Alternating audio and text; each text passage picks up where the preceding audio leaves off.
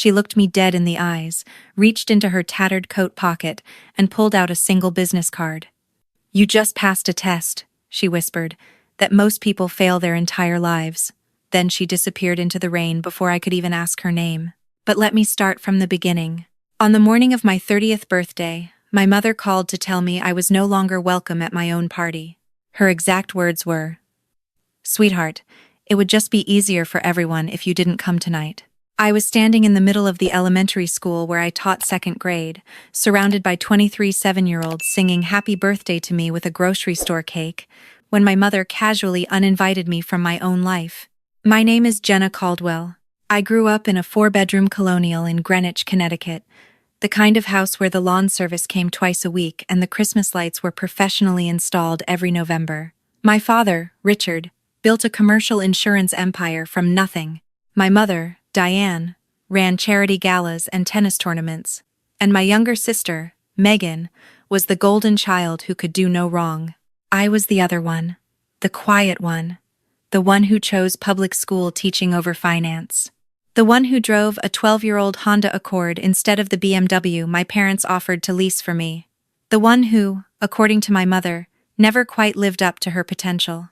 Megan was 27, blonde, effortlessly beautiful, and engaged to my ex-boyfriend, Tyler Morrison. Yes, the same Tyler who told me he needed space 3 years ago, then started dating my sister 6 weeks later. The same Tyler whose tech startup had just received $42 million in Series B funding. The same Tyler who would be at my birthday dinner tonight, sitting in the seat that should have been mine. I left the school at 3:15, drove to my small apartment in Stamford, and sat on my bed staring at the wall.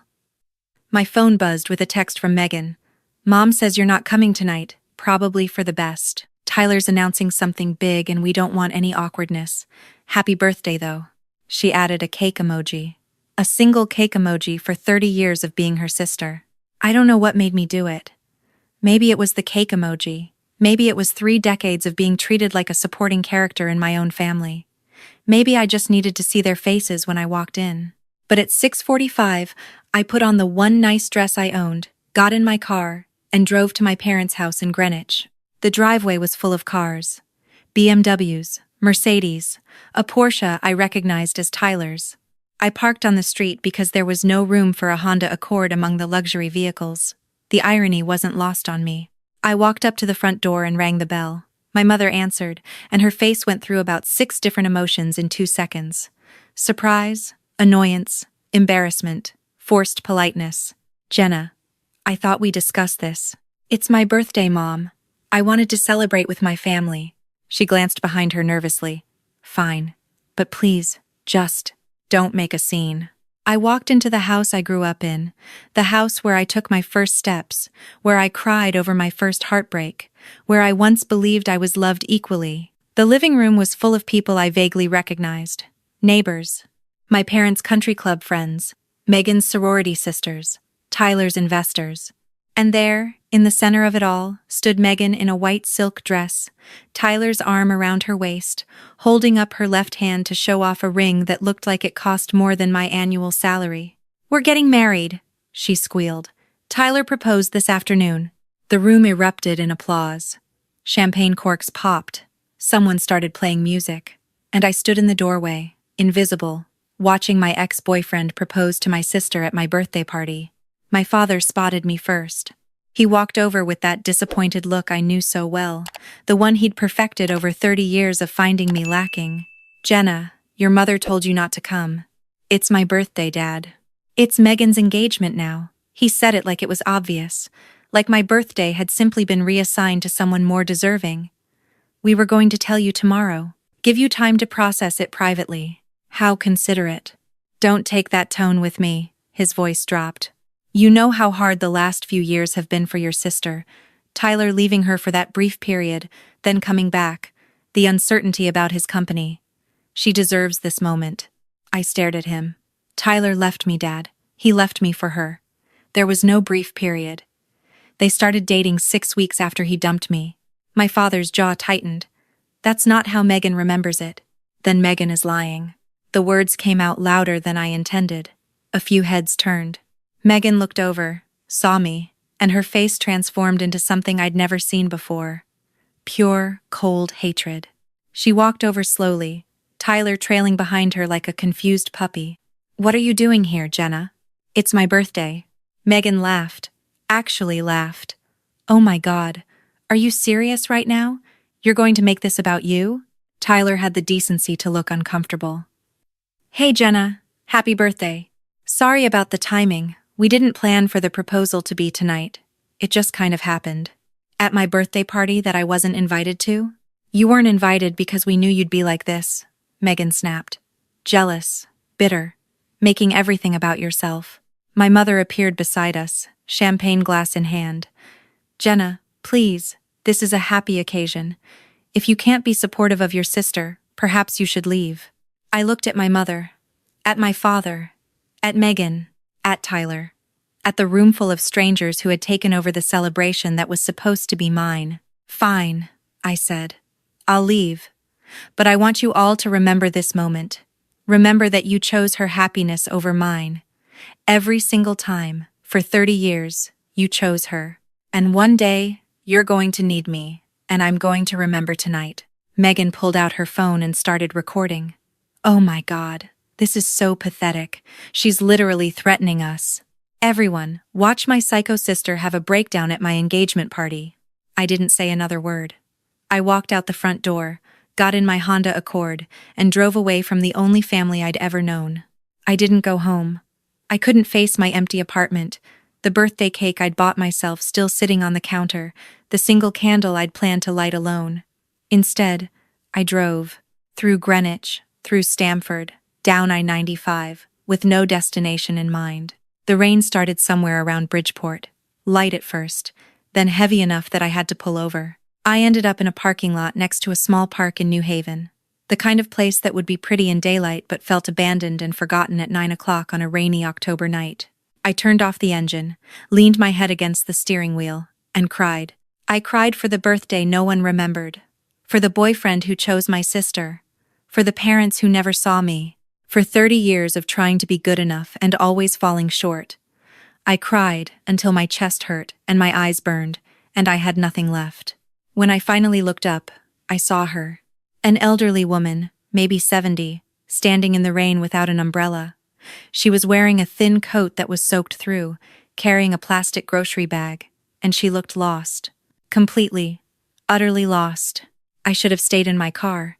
It was warm, it was dry, and I had my own problems to deal with. But something about the way she stood there, so small against the storm, made me open the door. "Excuse me? Are you okay?" She turned to look at me. Her eyes were sharp, even in the dim light. "I'm trying to get to the shelter on Chapel Street. They said they might have a bed tonight.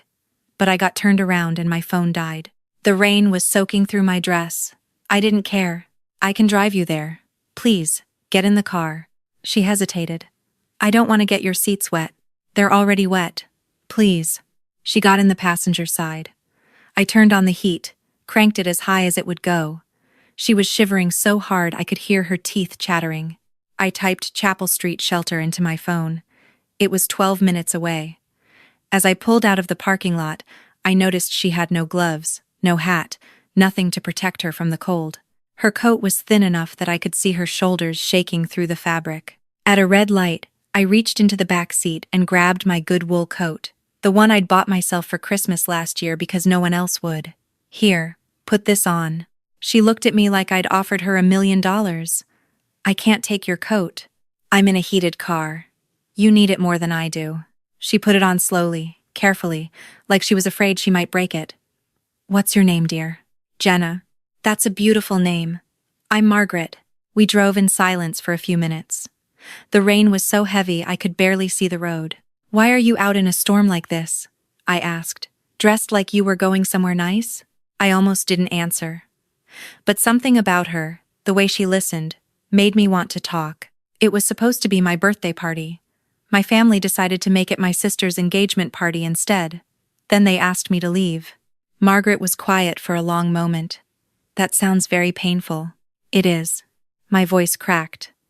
"I've spent my whole life trying to earn their love, and tonight I finally realized I never will. They don't see me. They've never seen me. I'm just the wrong daughter. The GPS announced that we'd arrived. The shelter was a squat brick building with a line of people waiting outside in the rain. There had to be 30 of them. Margaret looked at the line, then back at me. Thank you for the ride, Jenna, and for the coat. Keep it, please. Are you sure? I'm sure. She opened the door, then paused. You know, I've met a lot of people in my life. Most of them would have driven past a stranger in the rain. Most of them would have kept their coat. But you stopped. You gave. Even when you were hurting, you chose kindness. She reached into her tattered coat pocket, her original coat, the one she'd folded carefully, and kept on her lap and pulled out a business card. It was slightly damp, but still readable. You just passed a test that most people fail their entire lives. She handed me the card and disappeared into the rain before I could respond. I looked down at the card. Simple white cardstock, black text. It read, Margaret Chen, founder and CEO, Harbor Light Holdings. Below that was a phone number and an address. In Manhattan. I sat in my car in that parking lot for 20 minutes, rain hammering the windshield, trying to understand what had just happened. Margaret Chen.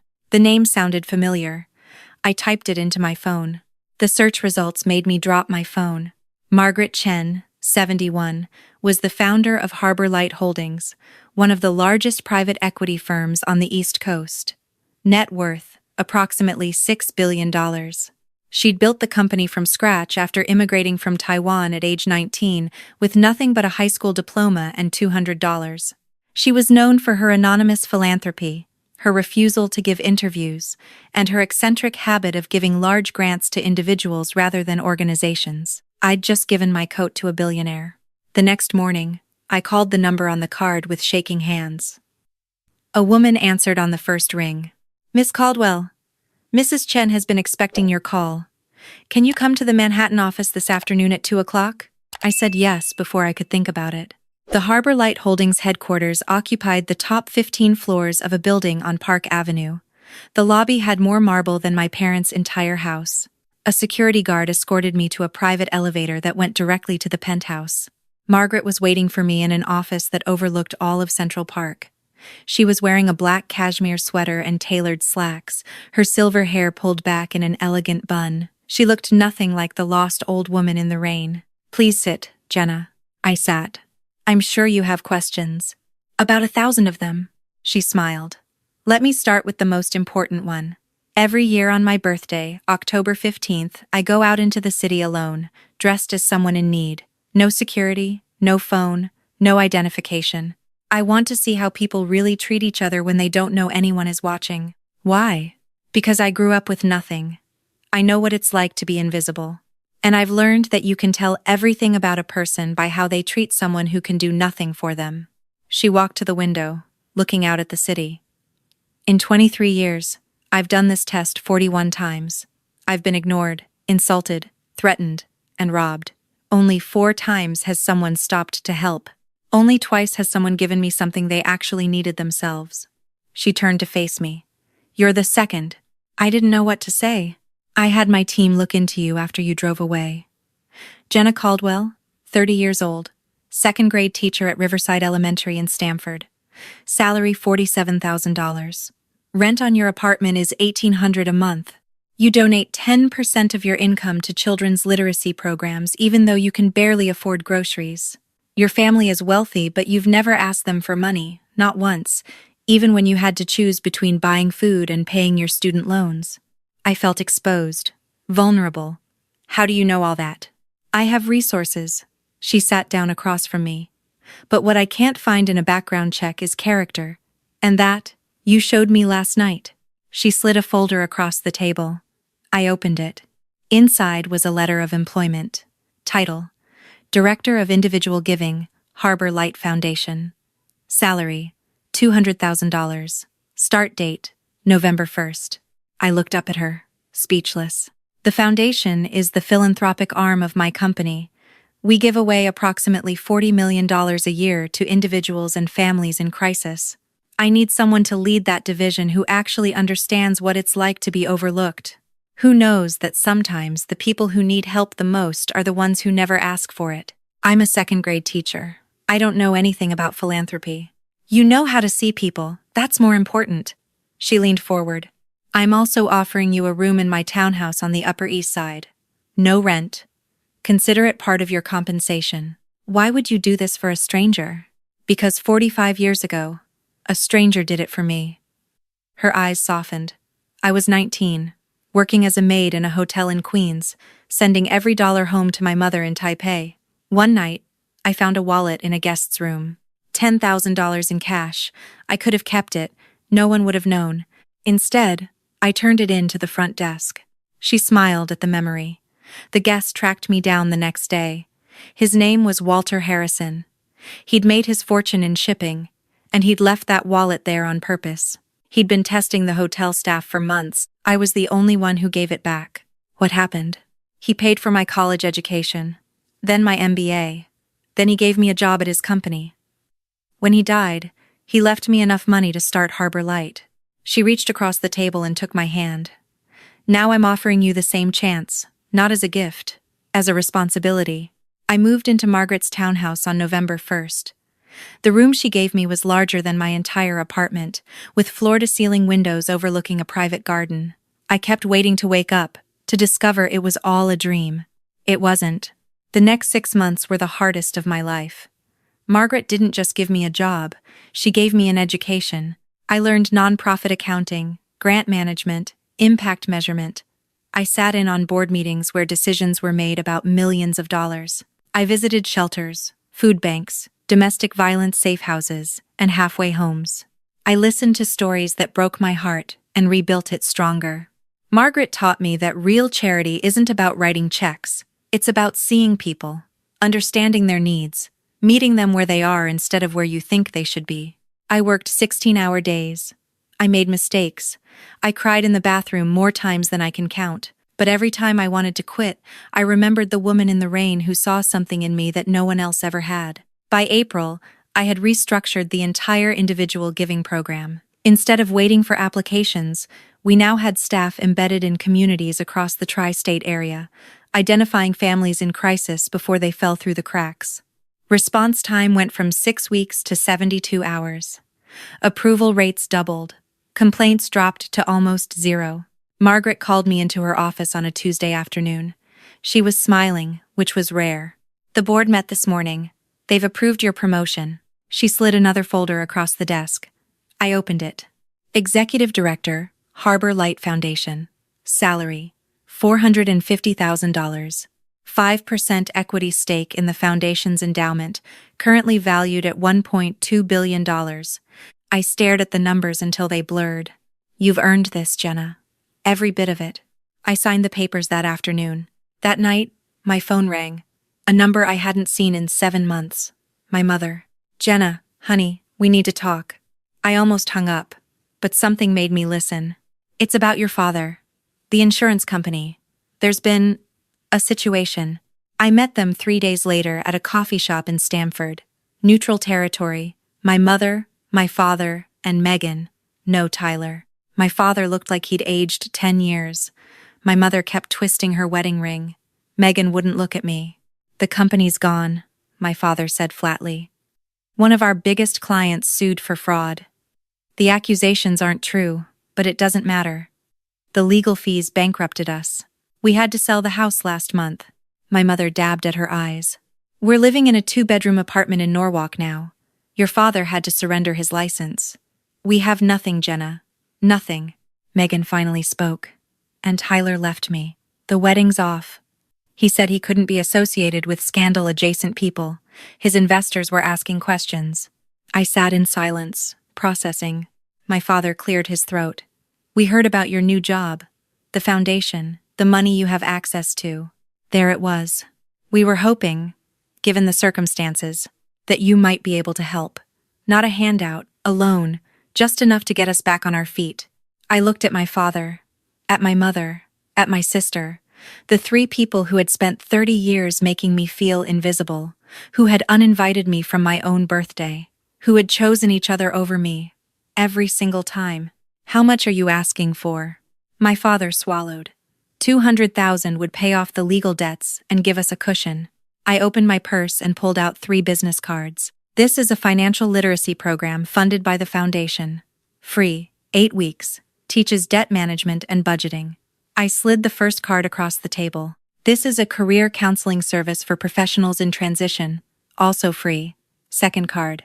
And this is a sliding scale therapist who specializes in family dynamics and life transitions. Third card. My mother stared at the cards. That's it? That's all you're offering? That's what the foundation offers to anyone who walks through our doors in crisis. The same resources, the same support, regardless of who they are.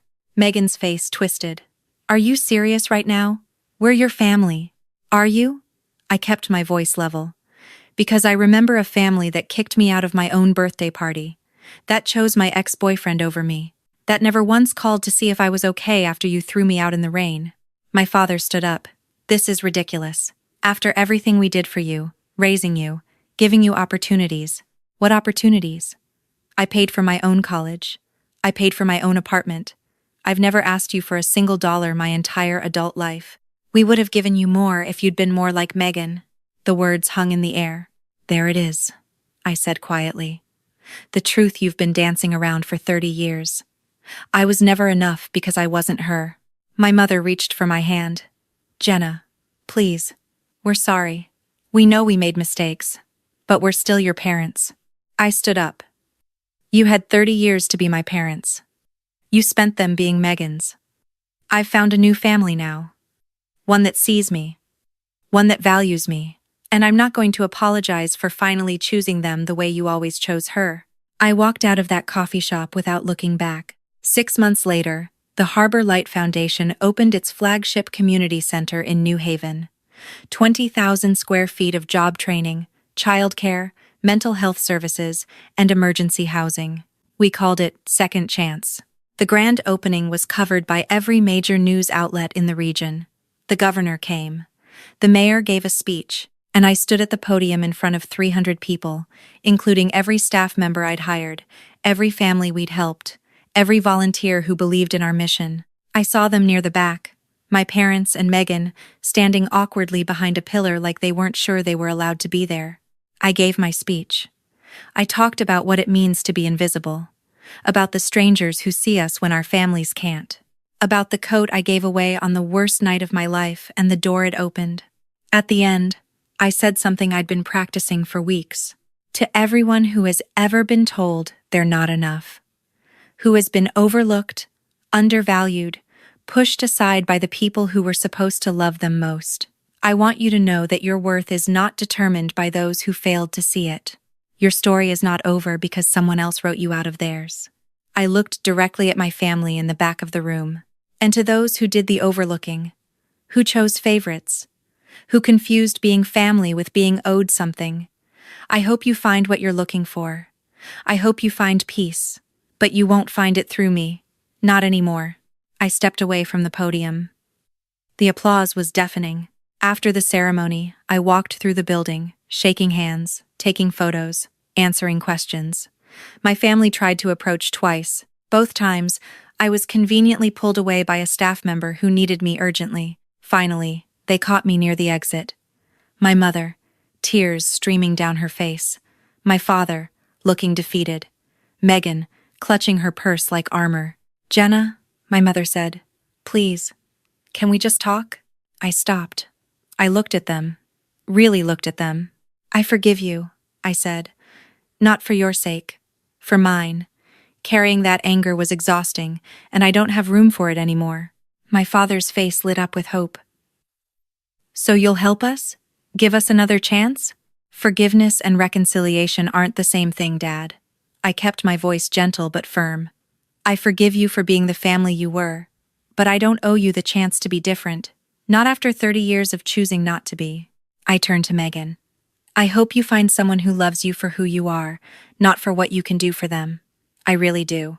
Then I walked through the front doors of the building I'd helped create, into a future I'd built with my own hands, with people who had chosen to see me. I never looked back. Some people say that's cold, that family is family, no matter what, that I should have given them the money, given them another chance, given them the happy ending they wanted. But here's what I've learned. You can love someone and still choose yourself.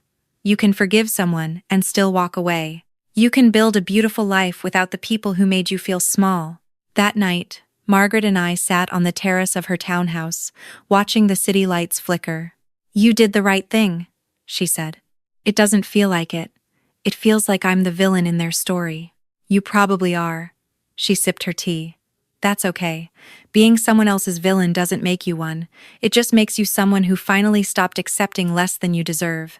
I thought about the woman I'd been a year ago, crying in a parking lot in the rain, feeling invisible, worthless, forgotten, and the woman I'd become, seen, valued, home.